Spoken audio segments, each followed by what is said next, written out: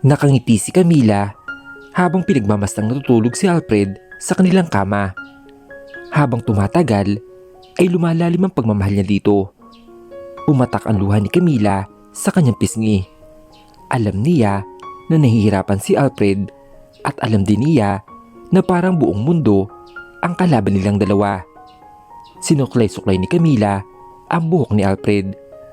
Ang natutulog na binata ay mas lalong napayakap sa kanya. Mahigpit iyon at parang ayos siyang pakawalan pa. Pero sa pagkakataong ito ay nakapagdesisyon na si Camila na umalis na ng mansyon bago pa ang final ranking ng kumpanya. Meron pa siyang mga plano. Dahil alam niya na sa mga susunod na araw ay siguradong busy na si Alfred. At kahit gustuin man niya o hindi, alam niya na pilit siyang ipapakasal kay Nicole. Hindi na umaasa si Camila na magkakatuluyan pa silang dalawa dahil habang papalapit ang ranking, alam niya na ikakasal na sa iba ang lalaking mahal niya.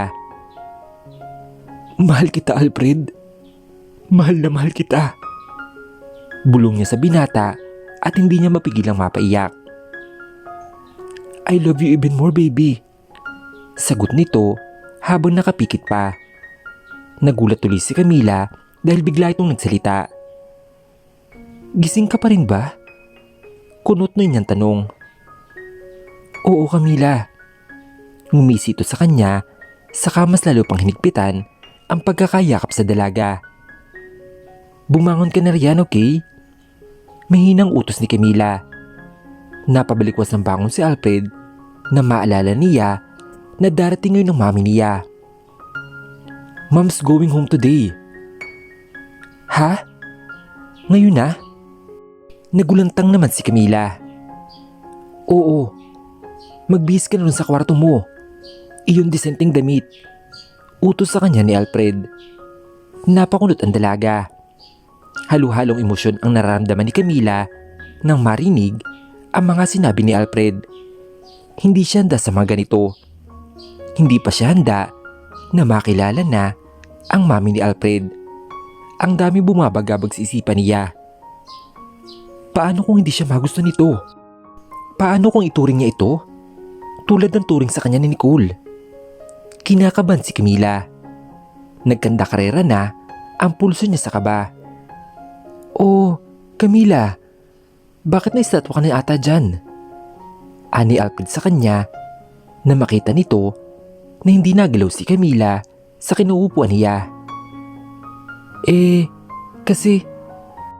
"Alfred, pwede bang sa susunod ko na lang siya pwedeng makilala? Kinakabahan pa ko eh."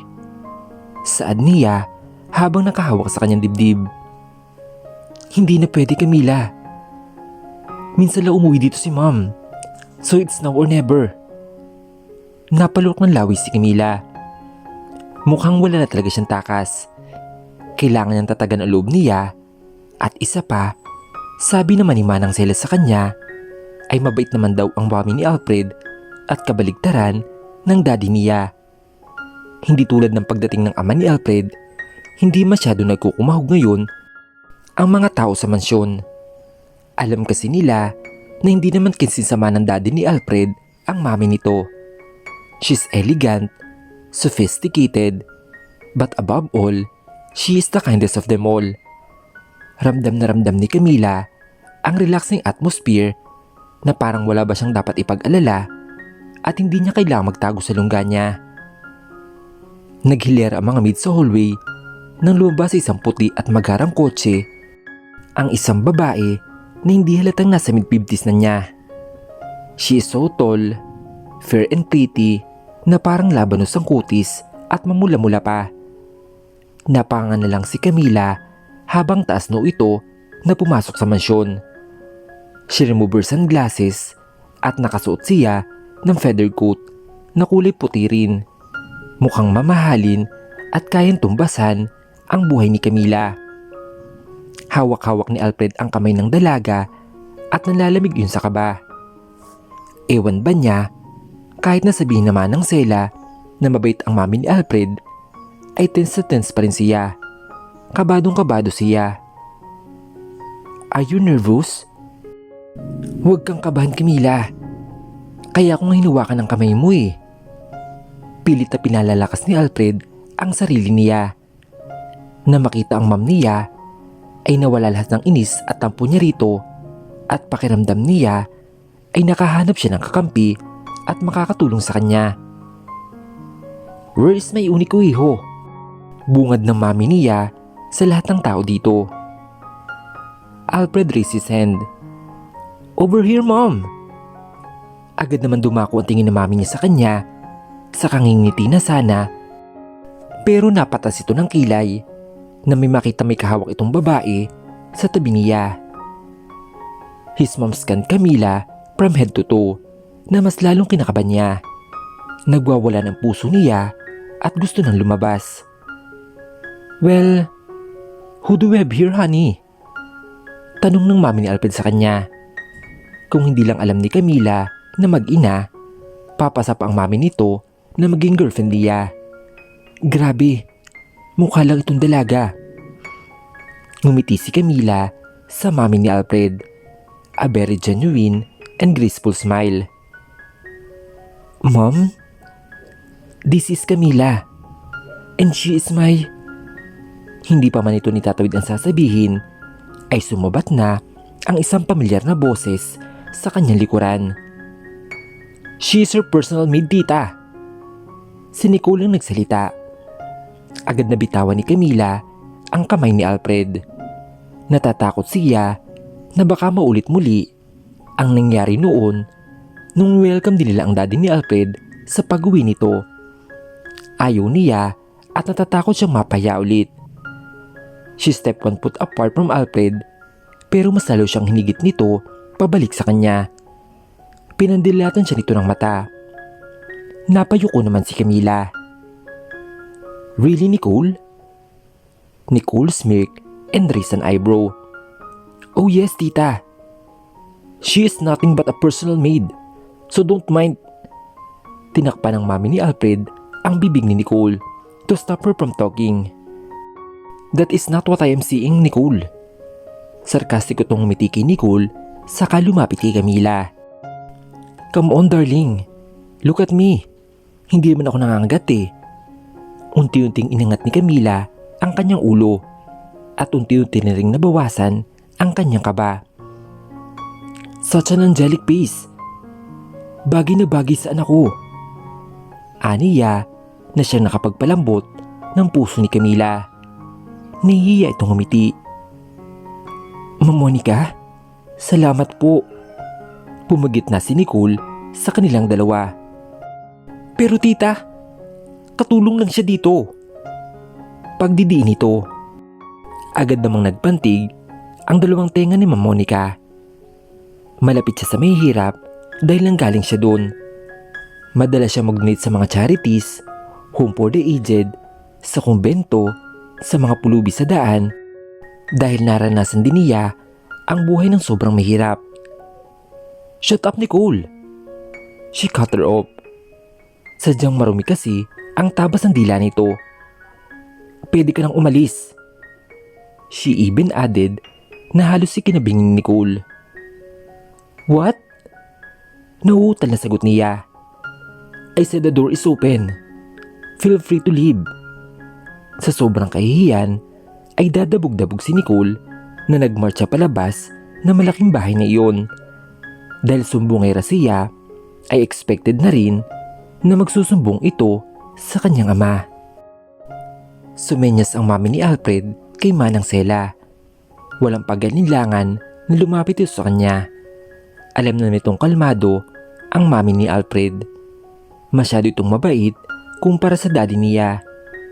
Nasa trabaho na ang binata at sila lang dalawa ang masinsinang natira dito sa mansyon nila. Nahihiya pa rin si Camila at kinakabahan. Manang, can you please call the manager of the fashion department?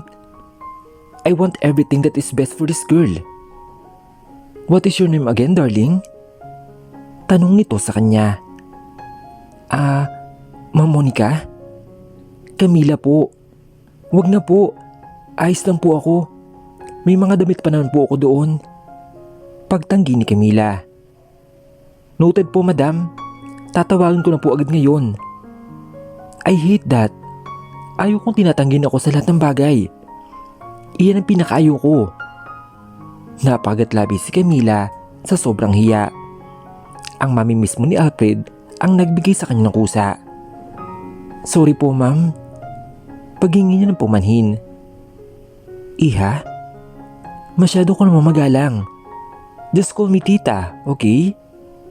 Anito sa kanya. Saka sinuklay-suklay pa nito ang buhok niya. Isang bagay na labis kinasaya ng puso ni Camila dahil na-miss niya lalo ang kanyang ina. Hindi niya napansin na natulo na pala ang luha sa kanyang pisngi. Iha, why are you crying? Nag-aalang tanong ng mami ni Alfred sa kanya.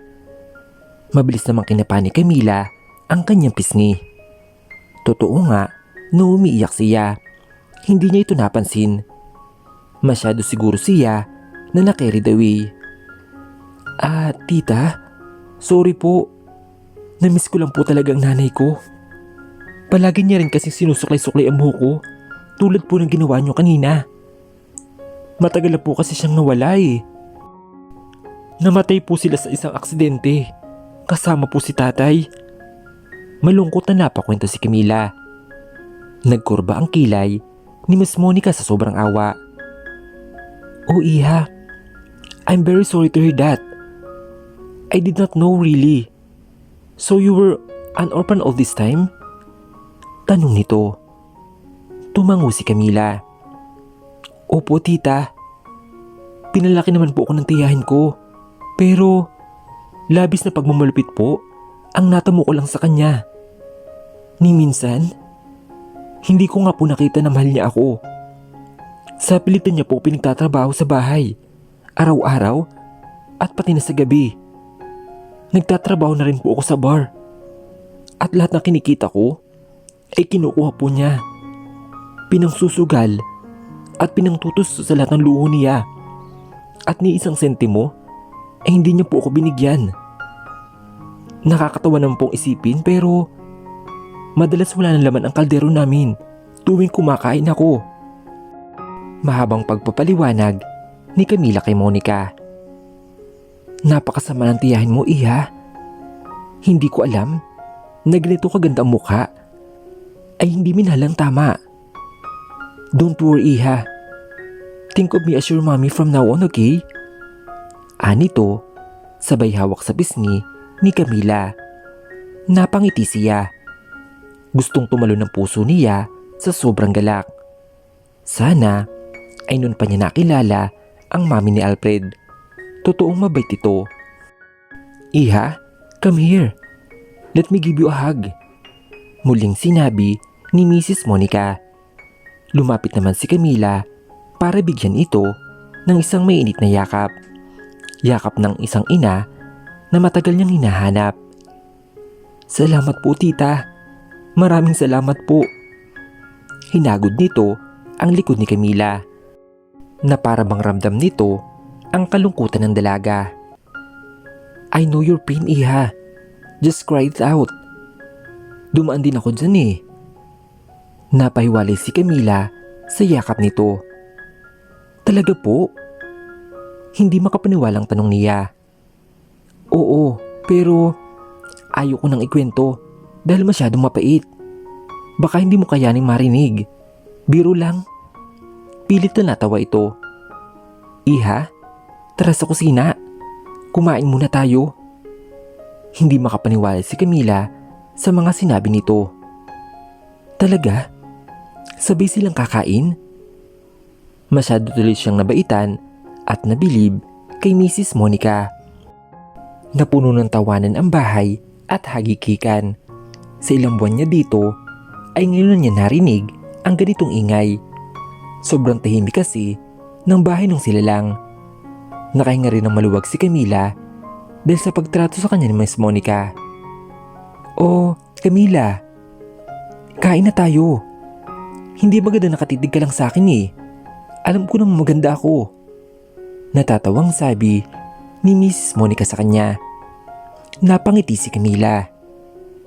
Opo, ma'am. Suntok ang bumungad kay Alfred sa kanyang opisina. Malakas ang suntok na natamo niya mula sa daddy niya. Alam naman niya kung bakit ito nagkaganon. It is because of his absence kung kailan siya kailangan ng kumpanya. Ilang beses ko bang sasabihin sa'yo, Alfred? Hindi magandang impluwensya sa'yo ang babaeng yun. Huwag mo nang hintayin pa. Napalayasin ko ang hipokritang iyon sa pamamahay ko. Napahawak si Alfred sa nagdudugo niyang labi. Try if you can, Dad. Mahina niyang sinunggaban ang daddy niya na nakaupo sa swivel chair niya para tapusin ang mga naiwan na trabaho. Malapit nang matapos ang ranking ng kumpanya at nananatili pa rin sila na nasa taas. Sana ay wag silang bumaba kapag last minute na lang. Ito ang pinangangambali lang lahat. Tumunog ang telepono niya at ang daddy niya sumagot na yun. Nagbago agad ng ekspresyon ng mukha ni Mr. Roberto. What? Pag-hysterical nito at halatang hindi inaasahan ang narinig mula sa kabilang linya. Napangat ang kilay ni Alfred at inisip niya kung sinong tumawag sa daddy niya na talaga naman napatas ang boses nito. He's trying to listen to the conversation nang hindi niya pinahalata. Okay, bye. Sigaw nito sa kausap. Binalingan siya ng daddy niya. Did you know about this? Kumpronta nito. Mula sa ginagawa ay tumigil si Alfred at napating sa daddy niya. Nagkibit balikat siya na kunwari walang alam. Don't tell me, makikialam na naman siya. His dad knows it. Isa si Mrs. Monica sa mga dahilan kung bakit nanatili sa number 1 ang ranking ng mga Montemayor. Siya kasi ang nagmamanage sa abroad ng mga trabaho at negosyo ng pamilya nila. Kaya pakiramdam ni Mr. Montemayor ay natatapakan ang pagkalalaki niya. Bakit, Dad? Ano bang problema? Ayaw mo bang manatili tayo sa taas? O baka naman, pakiramdam mo ulit, natatapakan ng pagkalalaki mo? Umismid si Mr. Montemayor. Insulto yun sa akin. Hindi mo alam, Alfred, dahil hindi mo pa nararanasan. Huwag mo akong igaya sa'yo, Dad. Kailanman, hindi ko pinangarap na maging tulad mo. At pwede ka nang umalis dito, Dad. Pagdidiin pa nito ang salitang po na siya nakapagpausok ng ilong ng daddy niya. Matatalim na titig ang ginawid nito sa kanya saka siya lumabas ng silid na yon. Napailing-iling na lang si Alfred. Walang ideya ang daddy niya sa pag-uwi ng kanyang ina. Ayaw niyang malaman ito na itakda niyang ipaksal si Alfred sa anak ng kaibigan niya para mapanatili ang pwesto nila na rank 1. Sigurado siyang maninigas ito na tulad ng isang apoy sa galit kapag nalaman niya. At nang makadating sa mansyon ang daddy niya, ay nadatnan niya si Monica na nakaupo sa couch while sipping her tea. Monica? Bakit ka napauwi dito? Para itong maamong tupa pagdating kay Monica. Deep inside, gusto niyang singhalan ito pero tuwing nakikita niya ang asawa niya ay under siya bigla. Wala na ang tapang niya. Nawawala iyon dahil sa kanyang asawa. Dahil may nabalitaan ako, Roberto. Sarkastiko na sagot nito habang nakatalikod pa rin sa kanyang asawa. Nakaharap siya sa magandang view sa kakahuyan sa labas. Mula kasi sa kwarto nila ay tanong mo ang nasa labas dahil sa glass nilang dingding. It's a perfect place to sit and drink for a while. Really? As you can see, everything is fine here, Han. Wala ka naman dapat ipag-alalay eh. Nangangatog na ang tuhod ni Mr. Roberto. Nasaan na ang tapang mo? Talaga ba? Ano tong nabalitaan ko? Nanlaki ang mga mata nito at nilapitan ng asawa. Nabalita ang ano? Huwag kang magpapaniwala sa mga narinig mo sa paligid, okay? Pagsisinungaling nito at pilit pinagtatakpan ang kanyang ginawa. Are you going to tie yours to a marriage he does not want? Napalok siya ng laway nang titigan siya ng matalim ni Mrs. Monica sa kanyang mga mata. At sino man nagsabi sa'yo noon? Gulat na tanong nito. Malaman nilang kung sino nagsumbong noon ay tabas ng dila nito. Ang anak mo, Roberto. Bakit? Hindi ba totoo? Han? Ganito kasi yun. Nakakahiya ka, Roberto. Ikakasangkapan mo pa ang anak mo para sa rangking lang ng kumpanya? Wala ka talagang kwenta, Roberto. Magpakalalaki ka naman. Monica? Ano? Kaya ayaw mo ba akong umuwi? Dahil baka malaman ko ang ginawa mong kagalgalan? Hindi mo man lang narespeto ang anak natin.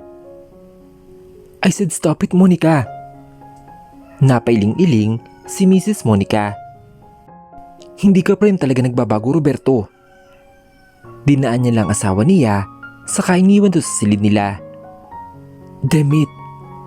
Hiyaw niya saka pinagbabato ang mga gamit na mahawakan niya. Nakatulala si Camila habang nakatingin sa kisame ng kwarto niya. Bagot siya ngayon. Ang sabi kasi ni Mrs. Monica ay mula ngayon ay hindi na muna siya mag-aabalang tumulong dahil mas kailangan niya ng pahinga. Sa tuwing naalala niya ang sinabi ni Mrs. Monica sa kanya ay napapangiti siya. Lalo niyang namimiss ang kanyang ina. Pero sa kabilang banda ay niisip niya tumalis na lang sa mansyon dahil ayaw niya ng gulo at ayaw niyang madamay pa sa mga problemang kakarapin nila. Matagal niya itong pinag-isipan at napagpasya niyang umalis pagkatapos ng ranking ng naglalakihang kumpanya. Nang sa ganun ay hindi mapapansin ang pag-alis niya. Ito na yata ang pinakamahirap, lalo pa at mahal niya si Alfred at ganun rin ito sa kanya. Alfred, nandyan ka na pala. Nauutal na sabi niya. Bigla siya naging tensyonado sa naging presensya ni Alfred sa harap niya. Hinigit siya ni Alfred sa bewang kaya napatingin siya dito. Umalis lang ako sa work, tapos pag uwi ko, halos hindi na kita makilala sa ayos at suot mo. Ano bang ginawa ni Mami sa'yo? She was all dressed up from her head to her toes. Gawa nga iyon ng mami niya. Sa sobrang gandang-ganda nito kay Camila, ay binigyan siya nito ng mga gamit. Thanks to Ma'am Monica. Were you trying to impress me? Napatas ng kilig si Camila at tinanggal ang pagkakahawak ni Alfred sa bewang niya. Me? Impressing you? Hindi na. Saka na kapag may libil na tayong dalawa. Oh my son, nandito ka na pala. Ani ni Mrs. Monica na makita si Alfred na pababa ng hagdan. Napansin niya na nauna na si Camila dito at salubong pa ang mga kiling nito. Yes ma'am, I just came home. Nagpabalik-balik ang tingin ni mami niya kay Camila. Nag-away ba kayong dalawa? Nagtataka nitong tanong saka nakipag-usap kay Alfred. At nagets agad ito ng binata. Mom, just ask Camila. Mukhang close naman kayo eh. Maikli niyang tugon. Agad na bumaling si Mrs. Monica kay Camila para magtanong rito. Iha, may problema ba kayong dalawa? Si Alfred lang po ang tanongin niyo, tita. Sagot naman ni Camila. Ngayon tuloy ay kilala naman ni Mrs. Monica nagsalubong dahil sa pagtuturan ng dalawa. Sino ba ang dapat kong tanongin sa inyo? Nagtuturan kayo pareho. Hay naku. Sabay hilit nito ng kanyang sentido na mukhang sumasakit na. Galit ka po ba tita? Tanong ni Camila.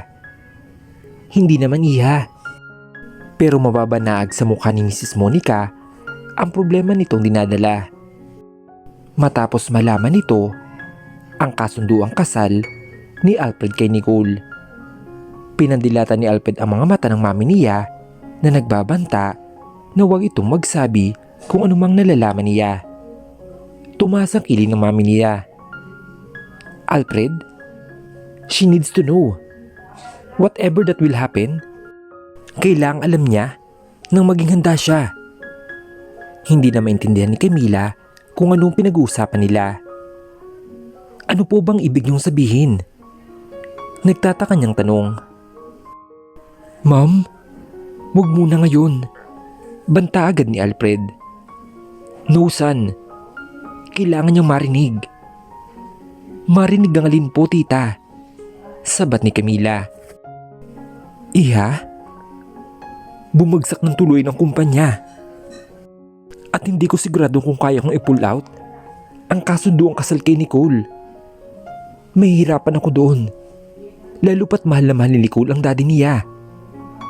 Isa rin ito sa may pinakamalanging stocks sa kumpanya at mahihirapan kami. Pero huwag kayong mag-alala dahil gagawa ako ng paraan para hindi matuloy ito. Nanakip agad ang dibdib niya sa mga narinig. Hindi niya alam kung ano pang mga salita ang bibitawan niya na hindi mapaghahalata na hindi siya nasasaktan. Pilit niyang pinigil ang emosyon niya habang nakatingin kay Alfred. Ayaw niyang umiyak. Sinasabi ng isip niya na ayos lang iyan kasi tanggap naman niya na hindi talaga sila magiging magka-level kahit kailan. Pero ang puso niya ay umaasa pa rin. Umaasa na kahit panaginip man lang sana, kahit sa panaginip lang ay matupad ang pangarap niya. I'm sorry that you need to hear those words, Camila. Trust me, ayaw kitang saktan. Kaya mas kailangan mong malaman ang katotohanan. Walang kasalanan dito ang anak ko. Pares lang akong biktima ng pagkakataon. Pero gaya ng sabi ko, iha, gagawa ako ng paraan para hindi ito matuloy. Hinagod nito ang likod ni Camila para damayan siya.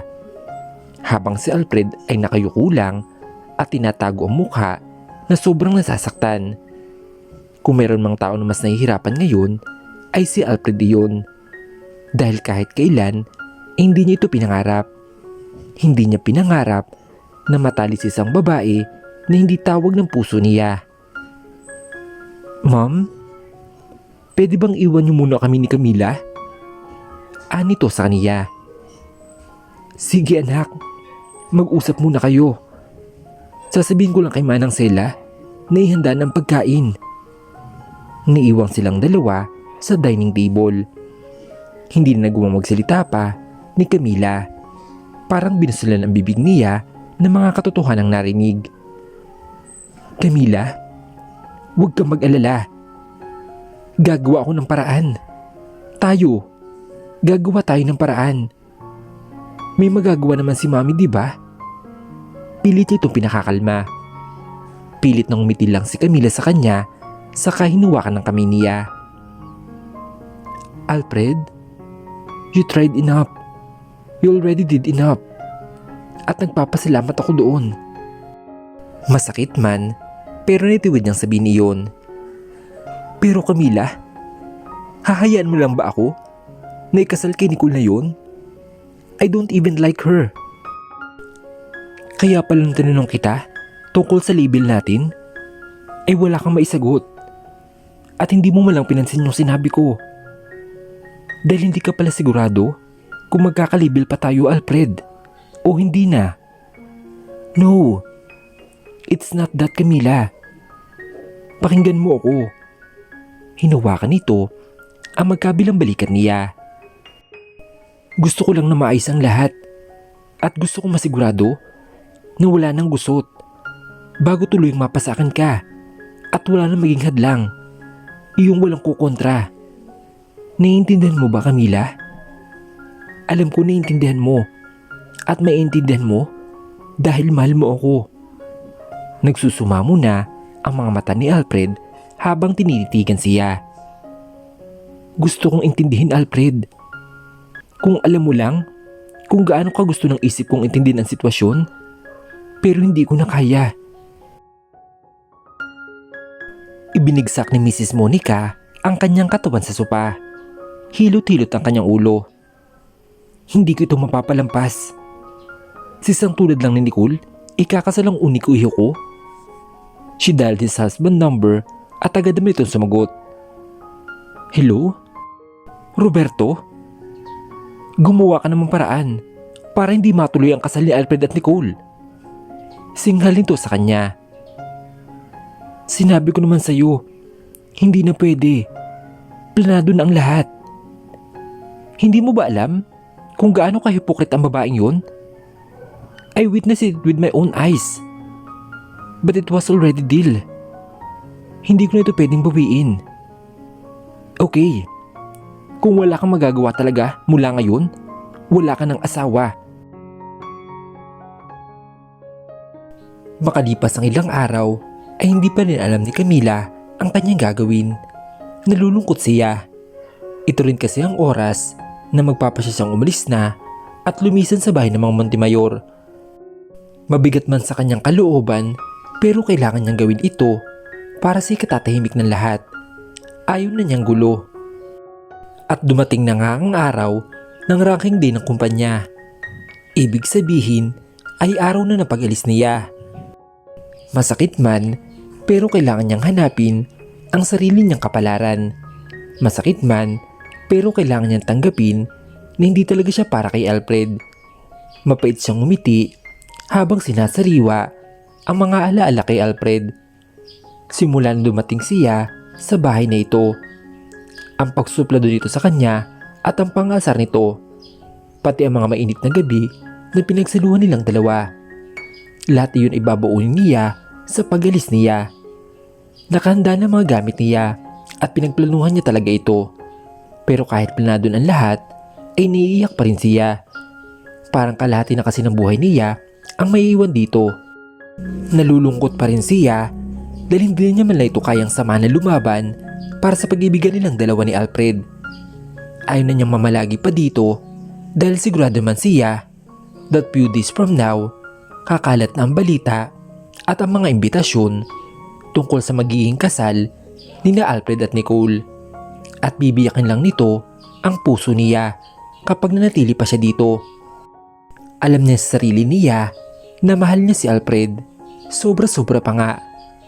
Pero kahit pala ganun yun ito kamahal, if he's bound for another woman, wala nang magagawa ang pagmamahal na yun. Ano nga bang ibubugan niya? She's nothing but herself. Palihim niyang tinahak ang exit sa gate. Wala siyang balak magpaalam kahit na kahinaan ng Sela dahil baka maiyak lang siya o di kaya ay pigilan lang siya nito. Lalo na kay Mrs. Monica, siguradong pipigilan siya nito. Napalapit na rin kasi ang loob nila sa isa't isa at nagpapasalamat siya kay Mrs. Monica dahil kahit kaunting sandali man lang ay naranasan niya na magkaroon muli ng isang ina. Mabilis sa pinunasan niya ang kanyang mga luha. Mabuti na lang at wala si Alfred ngayon. Pero wala siyang ideya na wala si Alfred sa opisina nito. Kung nasan man ito ay walang nakakaalam. Sorry Alfred. Sorry kung hindi kita masasamahang lumaban para sa relasyon nating dalawa. Iyon ang huli niyang sinabi bago siya tuloy lumabas. Muli pa niya sinulyapan ang buong bahay ng mga Montemayor at mapait na napangiti habang lumuluha. Makalipas ang maghapon sa bahay ng mga Montemayor ay patuloy pa rin naghihintay si Mrs. Monica sa posibleng pag-uwi ni Camila. She hopelessly waiting for her dahil boto talaga siya sa dalaga para sa kanyang anak. Siya ang gusto nito para sa anak niyang si Alfred at hindi ang hipokritang si Nicole. Manang Sela, hindi ba talaga nagpaalam si Camila sa inyo na aalis siya? Nag-aalala ako sa kanya. Ang alam ko, ulila na yun. Saan kaya siya nagpunta? Kanina pa sumasakit ang ulo ni Mrs. Monica sa sobrang kaiisip. Pabalik-balik siya sa katatayo at kaupo. Ma'am Monica, wala po talaga. Wala na rin po lahat ng gamit niya at wala siyang tinira. Kahit sulat man lang. Mukhang ayaw niya magpahanap. Mahal ko na ang batang yun. Napamahal yun sa akin. Kaya maging ako ay nag-alala rin sa pag-alis niya. Malungkot na sagot ni Manang Sela habang nakahawak pa sa kanyang dibdib. Sana nasa mabuti siya lagay ngayon. Ano ba naman kasi nangyari sa batang yun? Si Alfred ba? Nakauwi na ba siya? Alam niya ba na nawawala si Camila? Umiling-iling ang matanda. Sa tingin ko po, ma'am, hindi po. Sigurado ka? Kapag nalaman niya to, ay magwawala yun. Mas lalong nadagdagan pa ang sakit sa ulo ni Mrs. Monica. Ano ba kasi ang posibleng dahilan ng pag-alis ni Camila? Huwag niyo nang hanapin ang taong ay magpahanap. Nag-aaksay ako ng oras. Bungad ni Mr. Roberto, saka inihagis kay Manang Sela ang kahuhubad niyang suit. Tapon mo na yan, Sela, nadumihan kanina. Mrs. Monica just glared at him. Kapag ikaw nawala, Roberto, hindi kita hanapin. Bakit kasi nila ikaw umalis? Are you saying something, honey? Sarkastiko itong sagot sa kanya. Ilang saglit pa ay dumating na si Alfred na pasiroy-siroy sa paglalakad. Akay-akay siya ni Nicole at ngiting aso ito habang papasok sa mansyon. Katuwang ang bodyguards nito. Goodness! Ano nangyari sa iyo, anak? Anong ginawa mo sa anak ko, Nicole? Bakit lasing na lasing yan? Nag-aalalang tanong ni Mrs. Monica. Hindi ganitong kadaling palasingin si Alfred, kaya agad na bahala ang mami niya sa sinapit nito. Hindi na nga siya makalakad na maayos. Tita, we just have some hot nights together. Alam niyo na, bagay na ginagawa lang ng mag-boyfriend at girlfriend. Namilog ang mga mata ni Mrs. Monica. Napakalandi talaga nitong si Nicole. Nanginig ang mga palad ni Mrs. Monica sa galit. Bakit, Alfred? Akala ko ba si Camila ang mahal mo? Iyon ang nasa isip ni Mrs. Monica. Naguluhan rin ang maging siya. Tanging si Alfred na lang ang makakasagot ng mga tanong niya sa isipan. Bitawan mo nga ang anak ko, Nicole. Ako nang bahala sa kanya. Hinayaan na ni Nicole si Alfred sa bodyguards at kay Mrs. Monica. Pero nagsalita pa ito bago umalis siya. Pakisabi na lang kay Alfred na pagising niya na nasarapan ako ng sobra. Baka nga sooner or later ay magbunga na yun. Isn't it exciting? Humagikik pa siya at tumawa na para bang nasisira ng bait. Mahinang sinampal-sampal ni Mrs. Monica ang pisngi ni Alfred para magising ito, pero wala na talaga. Inihiga na lang nila ito sa sala para doon pagpapahingahin dahil masyado na siyang mabigat kapag inakyat pa sa taas ng kwarto niya. Diyos ko naman, Alfred, ano ba tong pinasok mo? Akala ko ba si Camila lang? Anong ginawa ni Nicole sa'yo? Naiyak na tanong ni Mrs. Monica sa kanya kahit alam niya na nahihimbing ito at hindi na kayang imulat ang mga mata. Camila? Bulong ni Alfred. Napabuntong hilinga na lang si Mrs. Monica. Hinahanap pa rin ni Alfred si Camila pagkatapos ng lahat nangyari. Kinabukasan ay nagulat si Alfred nang magising siya. Shit! What I have done? Hindi makapaniwala si Alfred na pagmulat niya ng mga mata ay katabi niya si Nicole. Kapwa sila mga walang saplot. Hubot-hubad at magkatabi sa isang kama at hindi siya naniniwalang natulog lang dahil naalala niya ang nangyari kagabi. Unang pumasok agad sa isip niya ay si Camila. Nalimpungatan si Nicole sa pagkaalarma ni Alfred. Baby? Why are you up so early? Damn you, Nicole. Anong nilagay mo sa inumin ko? Singhal niya dito habang dalidalang sinuot ang boxer at slacks niya. Baby? I didn't. Ano bang sinasabi mo? Kusa kong ibinigay ang gusto mo. I gave you myself and you should be happy.